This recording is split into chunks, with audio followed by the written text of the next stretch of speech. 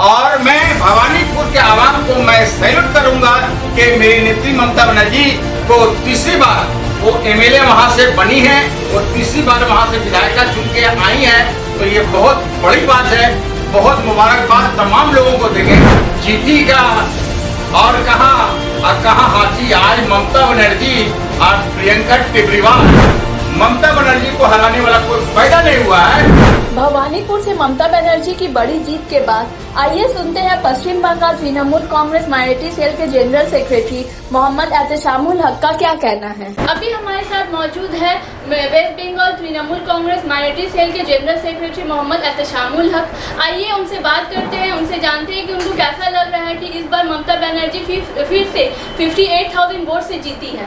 तो सर आपको कैसा लग रहा है? ये बहुत खुशी का क्षण है और बहुत मुबारकबाद देंगे हम तमाम वहाँ के लोगों के, इसलिए कि हमारे दीदी जो है इस बार एक नई रिकॉर्ड किए हैं कि 58,832 वोटों से उन्होंने वहाँ लीड की, जीती है।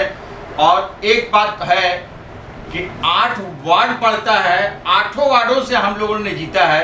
ये और खुशी की बात है कि हम लोगों का खुशी का पल का बता नहीं सकते कि हमारे जो नेत्री जो इतने अच्छे मार्जिन से जीती हैं, तो उन्होंने सभी लोगों को बधाई दिए हैं। और मैं आपके टीवी 10 के चैनल के माध्यम से कहना चाहूँगा कि मैं अपने तमाम लोगों को, इसलिए कि भवानीपुर कंस्टिट्यूंसी के जितने भी वर्ग के लोग, आपको शायद मालूम है कि नहीं है कि वहाँ बहुत भाषा, बहुत जाति, बहुत वर्ग, बहुत कम्युनिटी के लोग रहते हैं।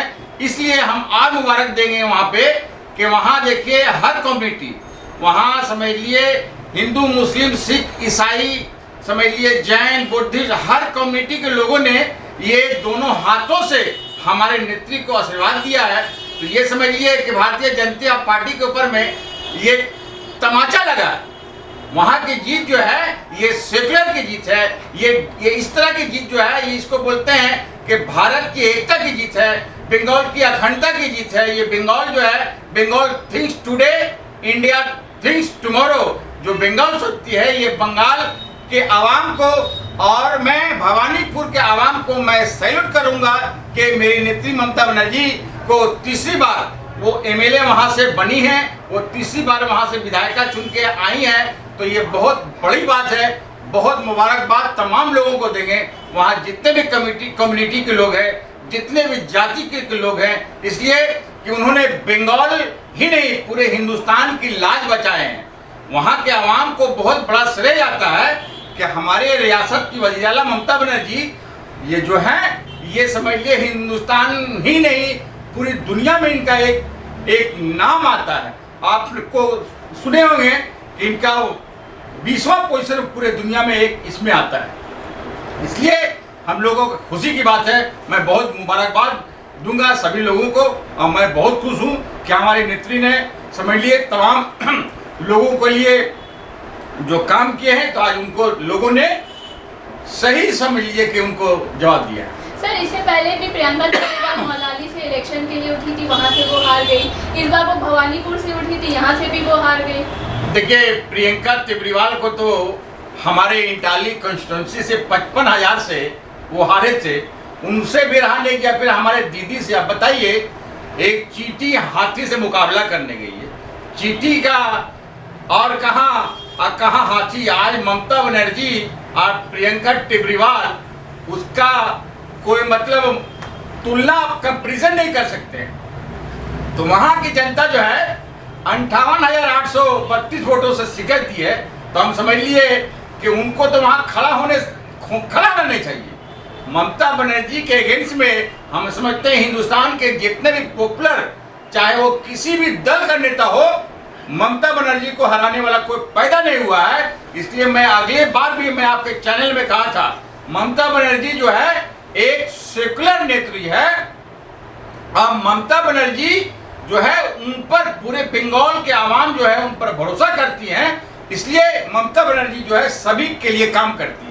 सर जैसे कि कल ममता बनर्जी ने कहा कि इस साल 30 तारीख में 30 अक्टूबर को फिर से बाई इलेक्शन होगा और भी जो 4 जगह बाकी है वहाँ पर, इस बारे में आप क्या कहेंगे? देखिए ये हम लोगों की समझ लिए, ये नेत्री ममता बनर्जी जिन्होंने पिछले 10 साल में लोगों को सेवा दिए हैं, उसी का आज परिणाम हम लोग को मिल रहा है। ये जनता जो है, जनता जनार्दन है और हम जनता को बहुत बधाई देना चाहते हैं। आज जो अभी विधानसभा का जो बाई इलेक्शन होगा उसमें भी हमारी जीत होगी। अब भारतीय जनता पार्टी का जो है यहाँ से सफाया हो जाएगा, इसलिए कि भारतीय जनता पार्टी जुमलाबाज पार्टी है, भारतीय जनता पार्टी एक झूठी पार्टी है, भारतीय जनता पार्टी एक डिवाइड एंड रूल की बात करने वाली पार्टी है, भारतीय जनता पार्टी एक ऐसा पार्टी है कि नफरत पैदा करते हैं। आज देखिए, आज किसान का 10 महीना हुआ, कल का वाकया देखिए 2 दिन पहले का कितना बड़ा 8 लोगों का मतलब यहाँ ये हो गया। इतनी बड़ी शर्म आनी चाहिए, उनको तो रिजाइन मार देना चाहिए। जो देश चलाने के लायक नहीं है, किसान जो हमें अनाज उगा करके पूरे देश को खिलाता है, आज उसका हमारे यहाँ का सरकार नहीं है। तो ऐसी सरकार, निकम्मी सरकार, झूठी सरकार, बैरी सरकार, गोगी सरकार, अंधी सरकार, ऐसे सरकार को जो है गद्दी में बैठने का हक नहीं होता। हम समझते हैं जनता इनको ठीक टाइम पर जवाब देगी और आने वाले दिनों में इनको इतनी बड़ी भारतीय जनता पार्टी का पूरे भारत से सफाया हो जाएगा, पूरे भारत से सफाया हो जाएगा। सर 2024 में जो फिर से इलेक्शन होगा, आपको क्या लगता है इस बार दिल्ली में भी ममता बनर्जी जीतेंगी? बिल्कुल, ये तो तमाम विपक्षी पार्टियों का डिमांड है। देखिए, आदमी कमांडर हर कोई नहीं बनता है, ठीक है ना।